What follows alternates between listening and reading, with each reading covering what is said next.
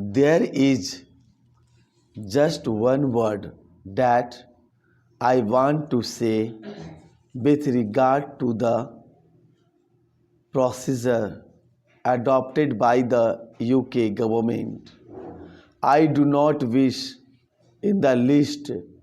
to complain because I am fully aware of the difficulties which confronted the UK government in this matter, because one of the matters which I presume ultimately led to this decision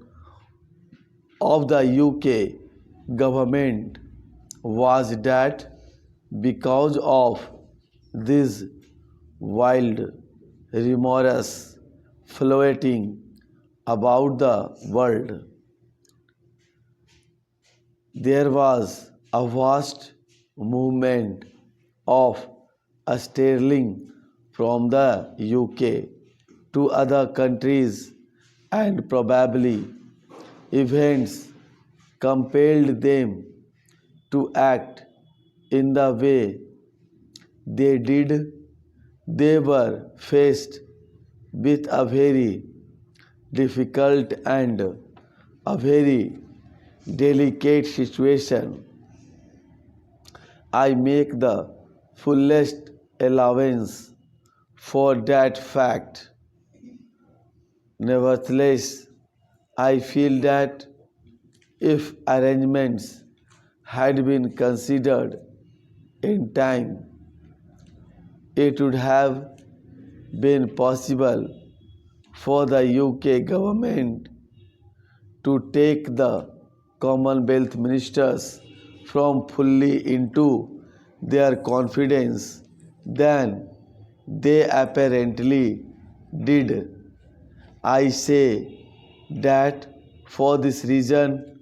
that in the Commonwealth Ministers' Conference, which was convened for the very purpose of discussing the dollar situation, there was no reference whatever to the subject of devaluation, and if, as I understood it, the resolution passed by the Commonwealth Ministers' Conference provided the brief for the Washington talks, then the decision reached at Washington by the representatives of the UK government, in my opinion, exceeded the brief that the Commonwealth ministers gave the British Chancellor of the Exchequer. The issue really is whether higher education can be based merely on translations. Translations are important, and in many countries where the languages do not provide adequate textbooks, the conveying the knowledge, the conveying of thought is done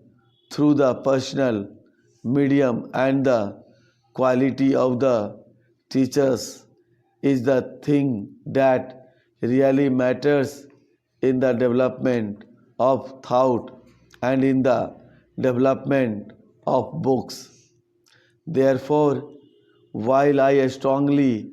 support the idea that there should be a concerted policy for translations and for the production of books on every subject, I do not know whether it would be possible for me to vote for a committee at this stage for the purpose, when various organizations are already functioning, including the National Book Trust and the various academies which exist and which are backed not only by the state governments but to a certain extent by the central government also. I rise to support the bill. The bill deals with some of the practical problems of implementation of very useful measure.